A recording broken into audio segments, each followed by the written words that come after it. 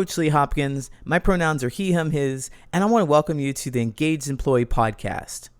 Our mission is to emphasize the relationship between the employee and the workplace with the goal of enhancing engagement levels to create a more productive and satisfying work environment. While many organizations strive to create a more engaging atmosphere, they often miss the mark by forcing connection with big team building events like axe throwing or escape rooms. Those activities only leave employees with a short-lived sense of belonging. Organizations may also try smaller and more suffocating events like happy hours or group birthday celebrations that their employees feel obligated to attend. As a social connections and business culture coach, I found that to create a stable, engaged, and productive workforce, there needs to be a shift in focus from mandatory fun and manufactured connection towards building trust and authentic conversation. Join me and a guest as we dive into social wellness strategies for the individual employee, techniques for developing interpersonal relationships with coworkers, and even some approaches for leaders to enrich the overall organizational culture. The Engaged Employee Podcast starts now.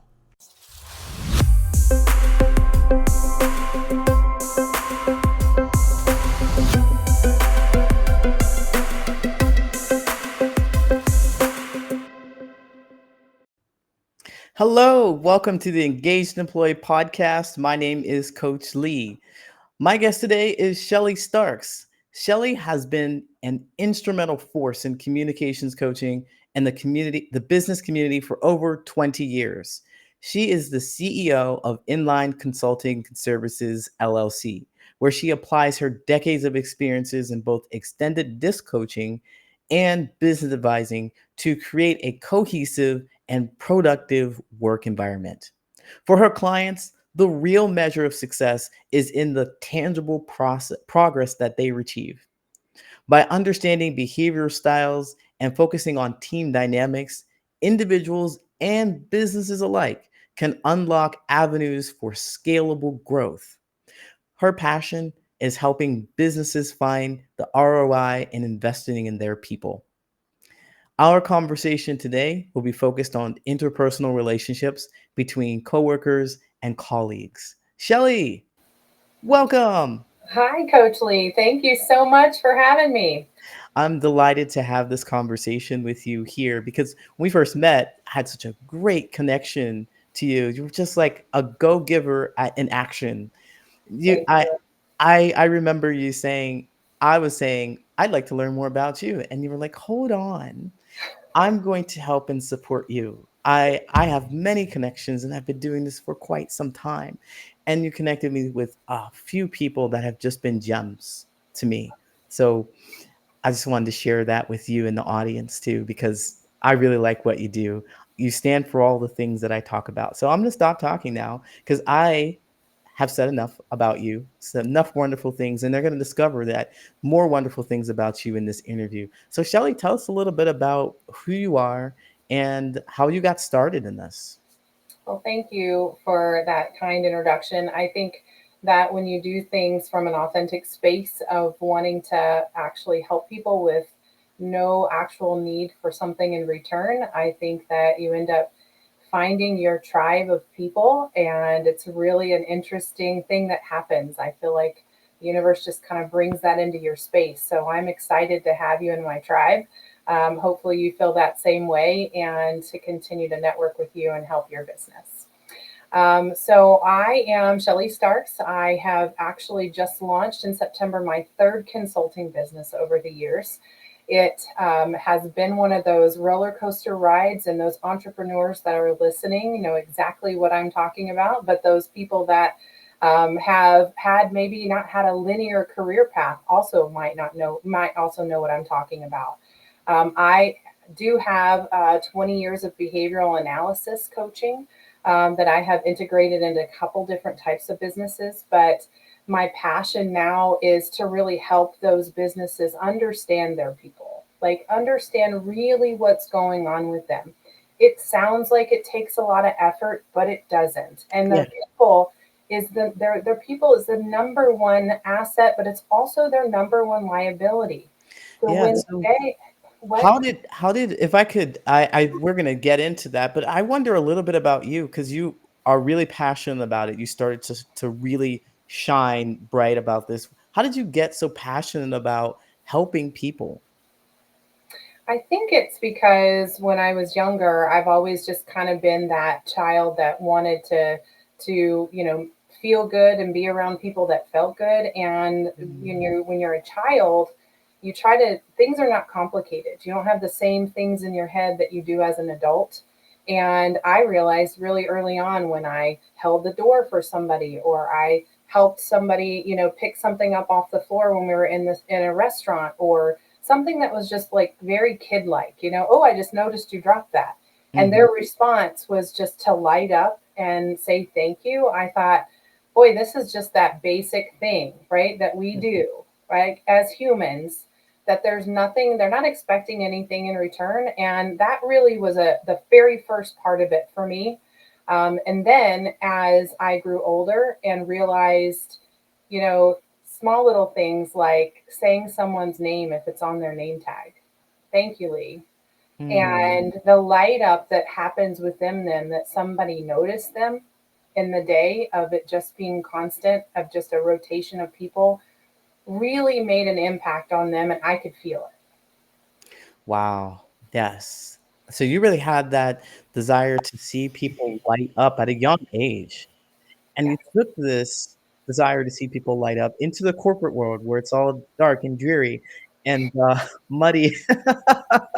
Unfortunately, yes. Yeah, and you wanted to shine. I imagine that you went in, knowing what you do. How do you help your clients? Who do you help, and how do you help them? Well, I help a lot of different types of clients. And really, what I'm noticing is that it doesn't really matter the size of the organization. If they are seeing how important it is, especially after COVID and the great resignation, if you will, people leaving, and they didn't get a lot of reasons why they were leaving in the exit interviews. I have read a lot of reports on this. And what I'm noticing is that when you actually sat and asked the person what happened or what they could have done better, people were open to tell you. What I'm noticing though is that a lot of organizations they either don't want to know it or they're scared to know what they're going to say, or they don't have a plan to fix it if they find out what it is that they do want to say. And so I like to come in and help them evaluate where are there some communication breakdowns on their team, right? Are we just needing something super simple like let's identify behavioral styles so we understand why Lee does communicates the way he does, problem solves, makes decisions so that when that he makes that decision, it's not a personal attack on me. It's literally just a, you know, something I can recognize as him being somebody unique and different than I am. But then I need to lean into that because if it's all about how I am and how I communicate, I'm only going to be wrong about 60% of the time. Yeah, that is very important. The communication, that's one of the big things we continue to talk about. Talk communication. There we go. But how people communicate and not being able or being able to understand that it's not about you. They're not saying the thing to harm you. They're just trying to give you information. So you help facilitate that, especially when people don't know what to do with that, or companies may not know what to do with that. And I know you're certified in DISC. So how are some ways that you help people on the interpersonal level connect? So I like to use the extended disc. Extended is a little different. There's about 5 versions of disc. Extended actually leans into a side of things that the assessment can quantify where you need to maybe be, what the behavioral style you feel like you need to be in order to be most effective.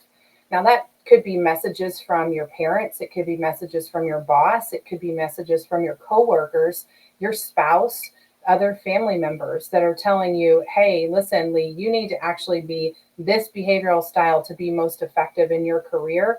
And if that's not your behavioral style, you leaning into that or doing that too often causes you to get to a place of burnout. And that's another thing I do with extended disc is marry it with a burnout assessment because We need to get a pulse on where our people are. Because, by the way, it costs you almost three times their salary in the first year if they leave you, and opportunity costs, hard costs, and soft costs. You've got to figure out a way to get the holes in that bucket from seeping out in the bottom. And the number one place you can do that is not in operations, it's in the people. It's in your people. And I believe that I am helping, them understand where to actually um, utilize that information. People assess people all the time when they come into an organization. My next question to them is, what are you doing with it now? What are you doing with it now? Are you asking questions just for the sake of it? Are you making me feel like you care about what I have to say and then discarding it? You approach that because I think maybe companies, I imagine, let me know if this is right. Maybe companies, like you said at the beginning, they're collecting information or they might not know what to do with it. How do you help the companies with that? Give them an action plan or something?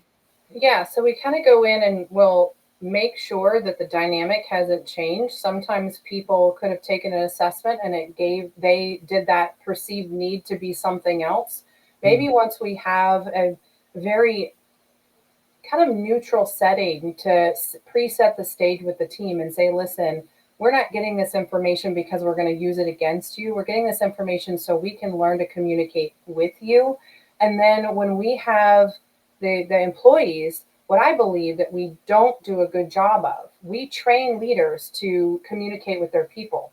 We do not train people to understand how to communicate to their leaders. This is a two-way process, and when they own that and they understand what they're dealing with, it's not such a surprise or catching them off guard whenever somebody's behavioral style is so opposite to theirs.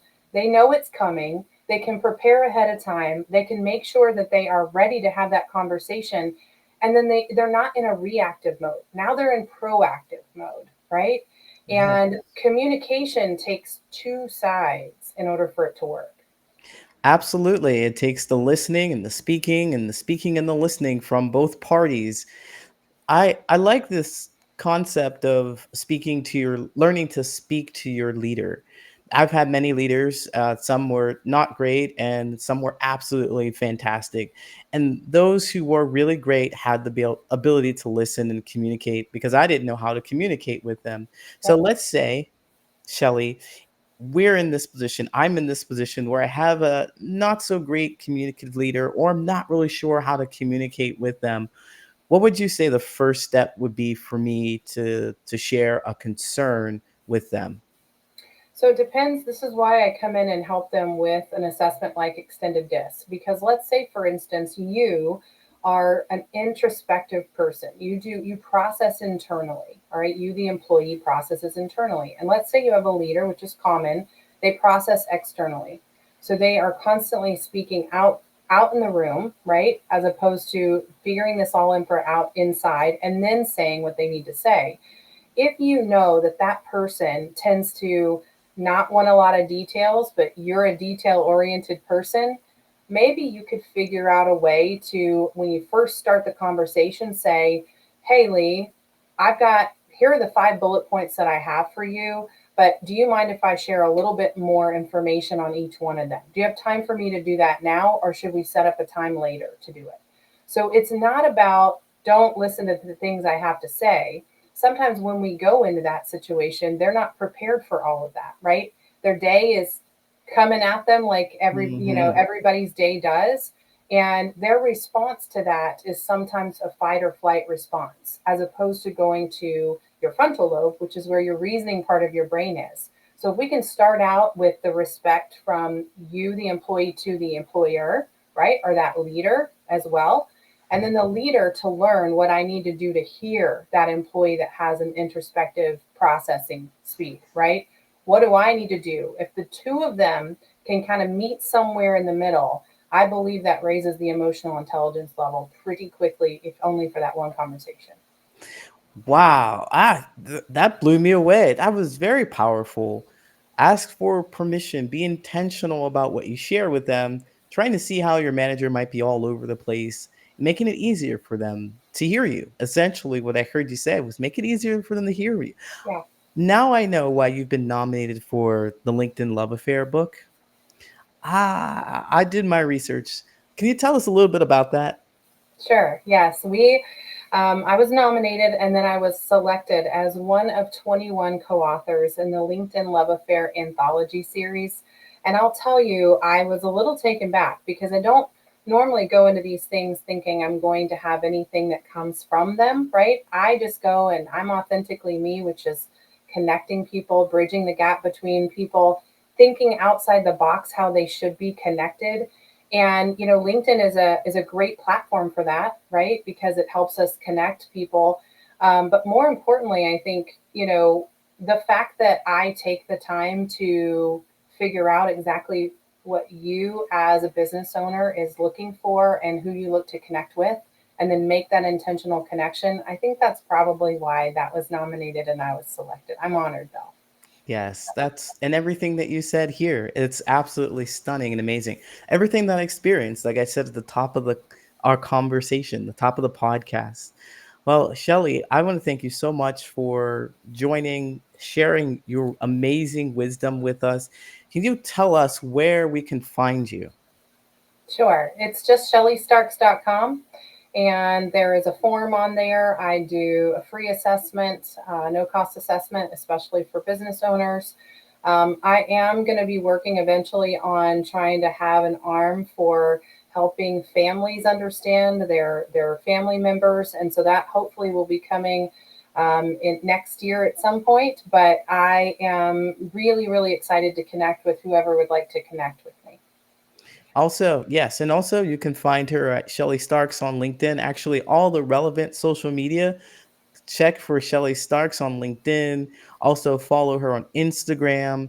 And then the Facebook is a little different, but still Shelly Starks Inline Consulting Services.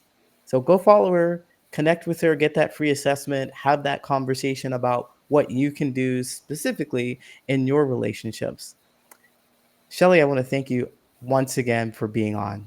I really appreciate it. Thank you so much, Coach Lee. I'm excited to see, put this out there, share with other people, and get your name out as well. And I look forward to when we get to connect next. All right. Take care. Have a wonderful day. You too. Bye bye. Another insightful episode of the Engaged Employee Podcast. We hope you enjoyed the deep dive into the world of employee engagement, leadership, and workplace dynamics. The Engaged Employee Podcast is brought to you by the Patterns of Possibility, where we help people make more meaningful relationships in both their personal and professional life. Before we wrap up, we want to extend our heartfelt gratitude to our incredible guests and, of course, our loyal listeners. Your support keeps us motivated to bring you valuable content each week. If you found today's discussion thought-provoking and want to learn more about how we can help you or your organization make more meaningful relationships, go to patternsofpossibility.com and book a friendly conversation with me. Or you can email me your questions at patternsofpossibility@gmail.com. Stay connected with us and engage with fellow listeners by following the Patterns of Possibility on LinkedIn. You can also catch us on YouTube. Don't forget to hit that subscribe button and ring that notification bell to stay in the loop. And if you prefer the audio version, make sure to subscribe on Apple Podcasts, Spotify, or wherever you get your podcasts. Your support means the world to us, and by subscribing, you'll never miss an episode. Thank you for being a part of our journey to create workplaces where passion meets productivity. Until next time, I'm Coach Lee. Stay engaged, stay inspired.